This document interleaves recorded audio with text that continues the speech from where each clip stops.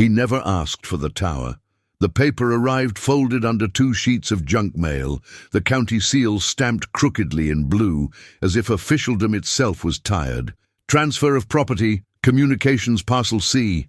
Abel Rourke stood at the sink and read it twice, the metal taste of coffee gone cold on his tongue. A retired electrician with hands that remembered voltages like old songs. He had lived long enough to know that when something broken is handed to you for free, there's a cost hiding in the rafters. Millercrest had been full of such gifts. Free factory training that ended in layoffs, scholarships that evaporated after first term, charity food baskets with spoiled fruit at the bottom. The town clung to the hills like a stubborn scab, old coal seams stitched beneath it, storefronts sun-faded, sidewalks cracked. Abel felt the place in his knees when the storm fronts moved in. He felt his boy there too, in the hollow the accident carved many years ago, a missing tooth his tongue still sought out by habit. The tower squatted on the ridge west of town, where the quarry road turned from asphalt to grit. It had once broadcast local AM and emergency alerts, a spindly red and white thing with guy wires angling like harp strings against the sky. Now the paint had flaked to rust, and the chain-link fence lay slouched, torn away where deer pushed through. Abel drove up on a humming Wednesday afternoon with a box of tools and a coil of caution he couldn't quite roll tight. He told himself he'd make it safe, nothing more. Cap the live ends, lock the gate, and let the weeds reclaim the rest. He didn't expect the dog. It waited by the concrete base house, one ear nicked, one eye the pale cloud of some old injury. German shepherd, or a mix. Not thin, not fat, simply there, as if the tower had grown it. It stood and stretched when Abel climbed out of the truck, then sat again, head tilted, listening to the metal groan of wind through ladder rungs. Abel lifted a hand, unsure whether to shoo or beckon. The dog trotted forward and sat at his boots and, with the solemnity of a ritual, nosed something lying under the shadow of the metal door. A tag, circular and dented, threaded through a cracked strip of leather. Abel squatted, his back protesting, and picked it up. The stamped numbers were faint, but they were there, 14-7, and beneath them a call sign, FD-14 TAC, Millercrest Fire District, Tactical Unit. The breath left him. 14-7 was the incident code they'd repeated all through the night his boy died, the night the North substation lit the sky like noon. He had heard it over his handheld, over neighbor scanners, in his sleep ever since. The tag fit his palm like a coin someone had pressed there for a reason. When he looked up, the dog was watching him so intently he had to look away. "This isn't a good day for ghosts," he said, more to the wind than to the animal. He returned the tag to the concrete where he'd found it and set aside the dog and its omen with the stubbornness that had once kept him sober through winters when there was nothing to do but drink and remember. He tested the padlock. It was rust-bloomed, but not seized. He turned his key set and found one that teased the cylinder into movement. The door squealed open and coughed dust. Inside, a control room the color of nicotine and neglect. Racks of equipment with classic toggle switches, a map of the county with old grease pencil marks, a yellowed poster warning of tornado protocols. Abel's eyes made quick circuits for hazards, exposed conductors, swollen capacitors, nests in the cable trays. He listened for the live breathing of current. Silence, except for the thin whistle of wind through a cracked window. The dog's soft huff as it lay down in the doorway, like a hinge that wanted to remain open. He should have felt alone. Instead, he felt watched by an earlier version of himself, the one who would have known, even blindfolded, which breaker fed which relay, which ground would save your life if you grabbed the wrong thing. He set to work, unspooling his caution into the familiar knotwork of method. Pull the main fuses, tag out everything with bright red slips he still kept from his union days. Check continuity. He forgot about the dog mostly, until it got up and began pawing at a patch of floor where an old rolling chair sat askew. "Hey," he said almost gently, "go lie down." The dog didn't. It scratched until its nails found purchase on a seam he hadn't noticed, a hairline square in the concrete. The hair rose on the back of his hands. "Don't be ridiculous," he told himself.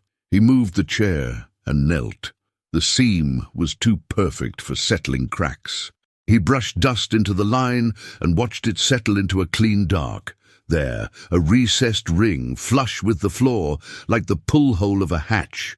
The dog lay down beside him, front paws crossed, as if waiting for him to admit what they both saw. He left it. He insisted to himself that he left it because he had come to do a job, because anything buried under county property could be county business, not his. He relocked the door when he left and told the dog firmly to go home. It followed his truck a mile before turning back. At dinner, he chewed without tasting. The tag he'd meant to leave lay on the passenger seat, where some reflex had placed it. He set it on the windowsill that held a row of succulents he kept alive, more out of stubbornness than affection. That night the wind shifted and something in the house moaned. When he woke, he dreamed he was back in the substation control room, watching needles quiver as if blown upon by lungs that were not the air's.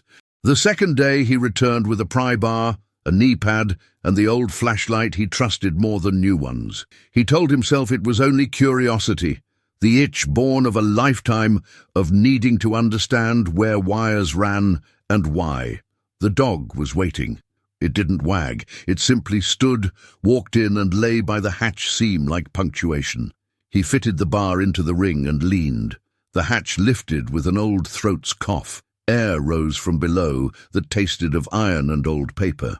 He set the flashlight down the hole. The beam fell on a metal ladder streaked with mineral tears and disappeared into a square throat that went deeper than the length of the light. He should have called someone. He should have taken a photograph, emailed the county, closed the door. His inside said no and yes at once. He thought of the boy he had not saved and the promise he had made to the quiet he kept inside him. No more turning away from hard things. He descended slowly, testing each rung with his weight. The dog whined once and then was silent. 30 feet, 40. The air grew cooler, the smell richer with the vocabulary of basements, mildew, oil, a whisper of mouse. The ladder opened into a corridor of poured concrete and conduit. To the left, a heavy steel door. To the right, the corridor continued, curving slightly, the way roads do when they were poured by people who didn't want their straightness to be counted from the sky. He went left. The door's gasket was dry, but it opened with persuasion. Inside, a room that had been designed to keep functioning when the world above forgot itself. Racks of communications equipment, some Cold War vintage, some late 90s consumer tech repurposed for someone's private kingdom. A wall of reel-to-reel tapes neatly labeled with dates and channel numbers. A row of file cabinets, the top of one still stamped with a telecom logo that hadn't been seen in 20 years. On the desk, a phone with no dial pad, only a single red button. Abel touched nothing at first, because the shape of the place felt like a memory he didn't remember making. He stood and listened to the old silence, and felt it listening back. He'd seen base stations before, civil defense bunkers, shelter rooms beneath hospitals, but this one had a peculiar intimacy. Someone had lived down here with a purpose. Coffee rings on a pad of graph paper, a sweater hanging on a hook, a newspaper folded to the page showing a photo of Miller Screst's 4th of July parade, the year his son marched with the volunteer junior firefighters. His hands moved before his mind did. He opened a drawer and found a logbook. The handwriting was clipped precise. 1998-03-12. Test of emergency link to substation north.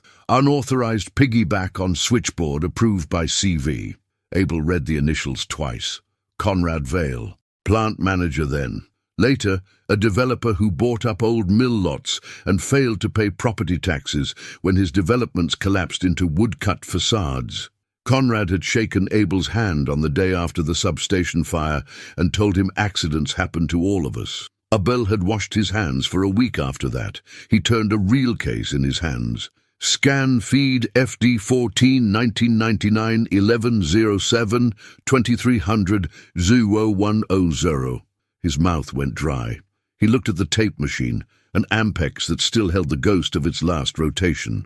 The power was dead. He could not play it. He did not need to. He could feel its content in the throb of his old scars. He opened file drawers and found diagrams of signal intercepts, licensing documents altered with whiteout in the era before digital falsifying, memos initialed by men who taught other men to keep their pencils sharp. He found photographs of equipment installed in the North Substation, unauthorized couplings, a temporary bridge diagram that skirted safety protocols. A folder bore the label Event 14-7. Inside, copied dispatch transcripts and a typed memo warning of increased load risk due to non-compliant routing demanded by Mr. Vale for community surveillance project. The surveillance was not the government's. The letterhead on a dozen memos read, Vale Partners, Community Safety Initiative, which had been pitched in the newspaper as crime prevention through better communication. Abel traced his finger along the staggering audacity. They had piggybacked illegal wiretaps for union organizers and immigrant family calls on the same lines that fed emergency power. They had rerouted load to disguise their draw. The night the power spiked, when his boy answered a volunteer call because he heard the scanner rolling like thunder, the tower had been part of it. The bass likely had hummed with the recording of every sobbing plea for help. He closed the file because opening it had become a form of shaking. He leaned his forehead to the cool metal of the cabinet. He stayed there until the tremor passed. He didn't call the county. He didn't call the sheriff, who'd once owed Conrad a favor for a campaign billboard. He drove into town and parked outside the post office, and from the battered payphone he had argued into service 3 years ago, he dialed the number for the FBI that he'd written on a napkin after watching a television program about whistleblowers, and then tucked in his wallet because he was the sort of man who prepared for actions he would never take. He chose to take one. He did not say much when the agent answered. He gave his name, the property description, the contents as he could verify without electrified speculation. Tapes, documents, intercept equipment, a memo with a name. The agent asked him to stay away from the site and to keep the door secured. The agent asked if there was danger. Abel looked at the dog, who had gotten into the open truck bed as if it had always lived there. There may be, he said. There has been, anyway. The agent said they would send a team. He told Abel to keep himself safe. Miller's Crest was a sieve. Word dripped through it. That evening a black SUV rolled past Abel's house twice. Slow. Windows black as old ice. He sat in the old recliner with the dog at his feet and watched the glass go dark. He thought of calling the agent back, telling him to hurry, but the rule of his life had been that things did not hurry for men like him. He went to the tower in pre-dawn grey, the hour he preferred to handle problems that compromised his pride. He thought he might close the hatch and chain the door and stand guard. A ridiculous idea, but the only one that let him breathe. The dog ran ahead, then stopped dead, hair rising from the base of its neck. The chain-link gate yawned open wider than before. Boot prints patterned the damp dust inside the control room. The hatch gaped. The ladder sang quietly with the remembered weight of men. Abel stood at the edge and listened. Voices ghosted up, breathing through the ductwork. He made himself breathe quietly so he could hear better. Just take the labeled ones. No time, Conrad said. The name hissed like a live wire under a damp glove. He hadn't heard that voice in years, but he felt its shape. Conrad Vale, older, hungrier. Abel's stomach compacted into iron. He could have turned away. He could have leaned the hatch down and waited for law and order, and maybe the men would take what they came for and vanish into the dark of a corruption that had always used night like a tool. He remembered his boy again. The question that had never found an answer. Had he done enough? He thought of how grief had made a room of his life and locked the door. He thought of the dog with the blind eye, of the tag on his windowsill, of the picture on the bunker's wall, showing a parade of a town that had believed itself capable of goodness. He tied the door open. He took the flashlight. He went down. At the bend of the corridor he found them. Two men in logistics black, tactical belts that made them think they were brave. One held a hand truck with a stack of file boxes. The other had a coil of audio tape hooked under his arm like a python he had tamed. At the far wall, a third man, silver hair, golf tan turned sallow under fluorescent, directed the removal with curt flicks of his hand. Conrad Vale had aged into a skull that wore wealth badly. "Morning, gentlemen," Abel said, because politeness was a cloak he had worn his whole life in the houses of dangerous men. "I think you're trespassing." The two with boxes jerked. Conrad turned slowly, and his recognition slid over Abel's face like oil. "Mr. Rourke. Always a pleasure to meet the people the county chooses for stewardship. We're here under a retention agreement with—" "Liar," Abel said, and was surprised at how steady his voice was. "There's no agreement that lets you steal the evidence of your crime." He lifted the flashlight like a baton and aimed it at the reel-to-reel machine. "Leave it." Conrad's smile thinned. "You've been a widower for a long time, Abel. Loss disorients men. The county gives you a toy, and you start imagining significance in old junk." He nodded to the larger of the guards. "Show Mr. Rourke the exit." The man moved. Abel's body remembered fluency. How to step not back but aside. How to let momentum carry someone past you toward a wall. How to speak the language of leverage with hips and joints. He wasn't a fighter, but anyone who had wrestled a spool of copper up a flight of stairs knew physics' kindness to those who understood angles. He swung his flashlight low, not at the skull, but at the shin. The man barked and stumbled, and the hand truck lurched, boxes slumping. The other guard went for his belt, then thought better of drawing in a room filled with documents his boss needed intact, and came at Abel with hands open. Over the men's noise, Abel heard something else. The base's old lungs waking. He had not turned on the power. Someone had. Lights were not brighter. They had a steadiness like held breath. A faint hum rose, the sound of capacitors charging. Conrad had found a way to bring life into a body meant to be dead and was gloating at its resurrection.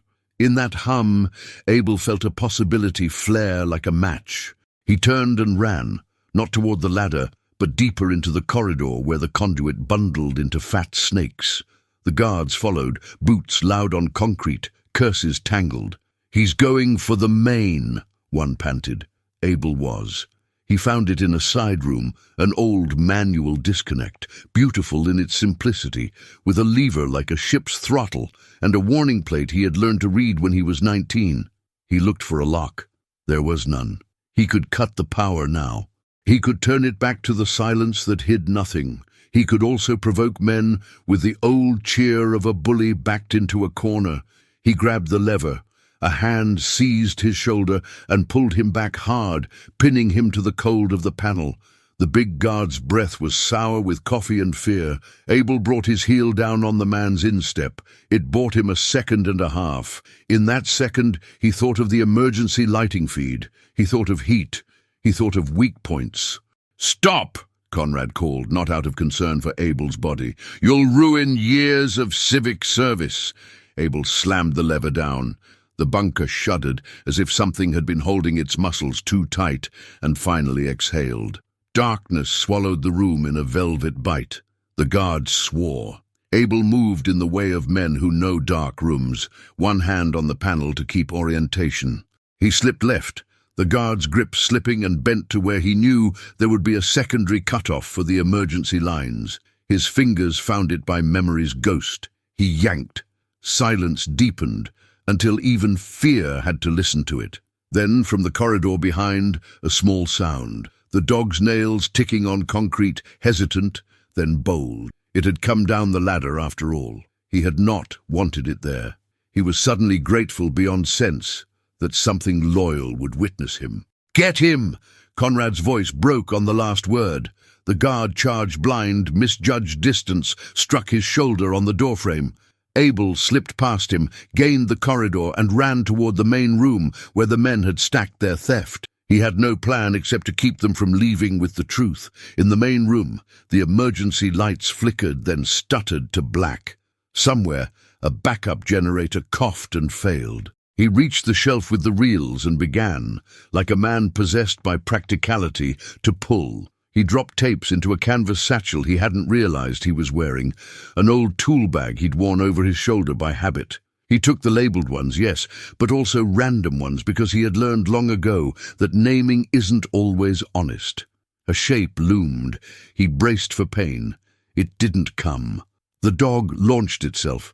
A whisper in the dark turned to sudden weight. A man went down with a grunt, tape skittering across the floor. Abel kept moving, kept taking, kept breathing.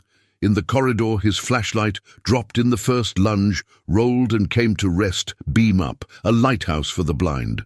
Conrad's face hovered above it, cadaverous, illuminated from below like a carnival ghoul. For a heartbeat, their eyes met, and Abel saw what he had always suspected. There was no mystery there, only appetite and fear of losing what appetite had gathered.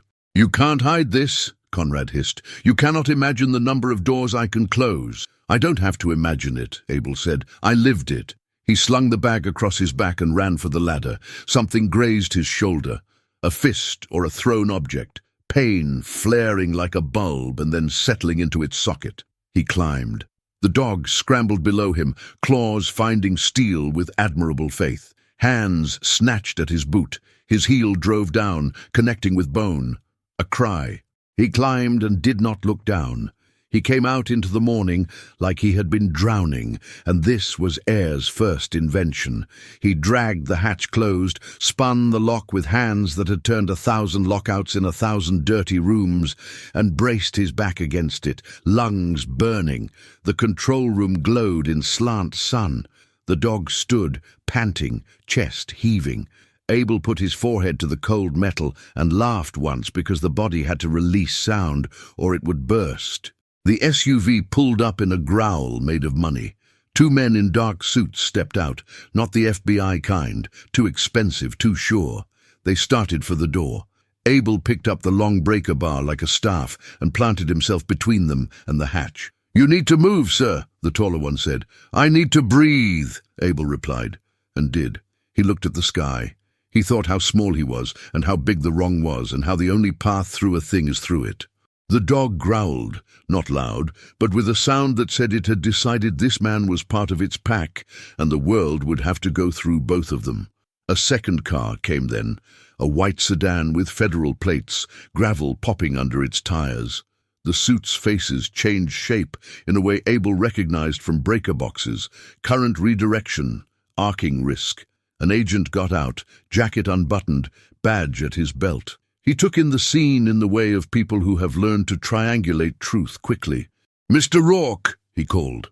Abel nodded. The agent nodded back and turned to the suits. "Step away from the door." Conrad arrived last, walking from the path with his hands up as if he were a gentleman, as if the gesture itself had weight. "Agents, there has been a misunderstanding," he began. The agent's eyes slid past him like past a nuisance. "We'll sort misunderstandings when we're below ground," the agent said. He looked at Abel. "You locked it?" "I did," Abel said. He held out the key. The agent didn't take it. He nodded to a second agent who had gotten out of the sedan and who, with professional ritual, photographed the lock, the hinges, the dust. "Keep holding it for now," the agent said to Abel. "You've done well." The compliment hit something in Abel's chest that had been hard for so long it had forgotten softness. He turned away because he did not want anyone to see his eyes. It took hours and then days. The base gave up its contents slowly, each box sealed and logged and carried past the same patch of dirt where the dog lay and watched, tail thumping when anyone looked at Abel with softness. News vans came, thin as vultures and twice as hungry. People in town watched from porches and remembered grudges and debts. Some came up the hill to clap Abel on the shoulder as if they had always known he would do such a thing. Others kept their distance, as if his courage carried a kind of contagion they weren't sure they wanted. The tapes were damning. They revealed a latticework of wiretaps and power thefts and whispered orders that implicated men who had sipped soup at Milliscrest church dinners, and men who had flown over the town with no understanding of the shape of its grief. In a small, ugly mercy, they also revealed that the emergency line that failed the night of 14/7 had been flagged for risk by a young engineer whose memo had been dismissed with a margin note about cost. Abel read the memo at a folding table the agents had set up, his finger tracing the typed letters as if they were braille. He allowed himself one sob that no one remarked upon, and then he folded the pain back into the place it lived and let it become something else. Conrad was arrested on an autumn afternoon when the light made every rust streak look like blood. He wore a look of betrayal, as if the town had failed him by not staying asleep. He tried to speak to the cameras. Somewhere behind him, his lawyer tugged his sleeve. The agent who had first arrived stood near Abel and said, "Not for the camera. You did a brave thing." "It was the necessary thing," Abel said. He reached down and scratched the dog at the ruff of its neck. The tag from the windowsill now hung on a fresh collar next to a new one, stamped with a new number that was just an ordinary registration, not a ghost. In the weeks that followed, something in Millercrest shifted. The town council, shamed by exposure, voted to redirect what little funds it had not lost into a community legal defense and a fund for those whose calls had been intercepted. The high school's shop class welded a new gate for the tower, and a plaque that did not use the word hero because Abel had asked them not to, but did say, "For those who showed up." The base below ground was sealed with care, and the tapes archived in a custody that felt more like stewardship than possession. Abel found himself asked to stand at microphones. He hated it. He had never been a man of speeches. When he did speak, he said simple things. He said the truth is a wire, and you can follow it if you have the patience to strip away the insulation. He said grief will lie to you and tell you you are alone. He said the town had a right to know what had been built beneath its feet. On the day the agent called to say the case had widened, federal, multi-state, a web, it was raining the gentle kind of rain that makes dust into clay. The dog lay on the porch, one ear flicking at the shape of the drops. Abel sat on the steps and let water dot his jeans. He felt his boy near him in the way that pain sometimes stops being a spear and becomes a river, present always, but not red with fresh stabbing. He said aloud, "I did better this time," and the dog lifted its head and thumped its tail once, the assent of a creature that knows only the present but honors what you bring to it. They asked him later what made him go down the ladder. He said it was the dog, and it was true, but it was also the sound he had heard in himself, something small, insisting there was a room inside his life he hadn't yet opened. It became the voice he listened to when the town asked him to chair a committee to turn the tower site into a public emergency education center. He said yes, not because he liked committees, but because children deserved to know what wires could do and what men could do with them if no one was watching. He taught classes in the control room with the hatch bolted and sealed. He showed kids how to label a breaker, how to trace a circuit, how to listen for a ground fault with a multimeter and with their bones. He told them about power and responsibility and how the simplest protections, lockout tags, call logs, a refusal to let someone hurry you, were acts of love. He told them the town wasn't poor in anything that mattered.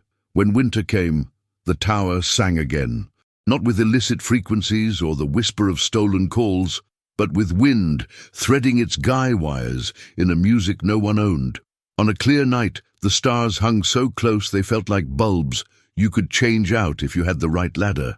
Abel stood at the fence line with the dog at his heel and felt the air's small electric brush against his skin. He felt himself a little taller, not because the world had shrunk, but because he had learned how to stand without apology. He returned home to a kitchen that held warmth without being loud about it. On the windowsill, the succulents went on surviving, because that is what they did. He touched the tag on the dog's collar, and then the new one, and then his hand rose by habit to the shelf where he had placed a photograph of the boy in his junior firefighter t-shirt. He did not ask the photograph for forgiveness. He said goodnight. In spring, the agent drove back up the ridge in a car that looked less official in the softer light. He brought paperwork and a handshake that wasn't performative. "I wanted you to see this," he said. It was a copy of a letter to the U.S. attorney recommending further charges, not just for Conrad, but for men who had sat on boards far from Miller's Crest. It was, in its dry language, a map of consequences. "Good," Abel said. The word sat heavy and satisfying on his tongue. The agent tucked his hands in his pockets and looked at the town, at the patched roofs and the working porch lights. "I've seen places torn up by things like this," he said. "The hurt keeps echoing." "Echoes can be music if you sing into them," Abel said, surprising himself, and then he laughed at his own poetry. "Sorry, old men start saying things that sound like needlepoint." "Keep saying them," the agent replied. The dog barked at a squirrel and then looked back, guilty. Abel scratched behind its ear. "You're allowed joy," he told it. He realized he was saying it to himself. The tower did not become a shrine, and the town did not become perfect. Rot still crept under paint. Some men still measured themselves against money. But the story of the underground room became something the town could tell that wasn't a dirge. It became proof that invisibility could become recognition, and that insistence could become change. When the high school seniors needed community service hours, they painted the lines on the lot by the tower and learned how to test a GFCI outlet. When the old mine breathed out cold in summer and the church basement smelled of soup, people nodded to Abel in a way that said, "Not thank you, but we see you." On a day when the clouds looked like sails, he and the agent and 24 townspeople stood by the fence for a small ceremony. They refused to call a dedication. There were no speeches. Someone read a line from a manual about safety being a habit. Someone else cried a little and did not cover it with a joke. Abel looked at the plaque the kids had made and thought how the words were true, even if incomplete.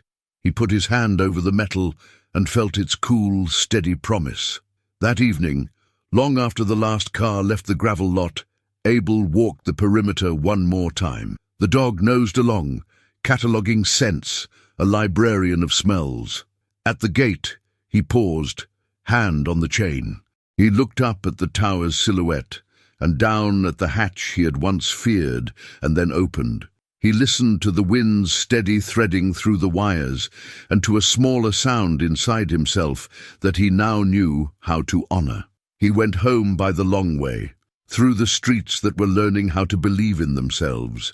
Porch bulbs burned without flicker. The corner store had fixed its sign, and now the E in groceries glowed again. Abel smiled at the E as if it were a friend. In his chest, something that had been stuck for years moved aside, letting larger breaths through. He did not feel heroic. He felt exact, fitted to the moment, like a key slipped into the right lock.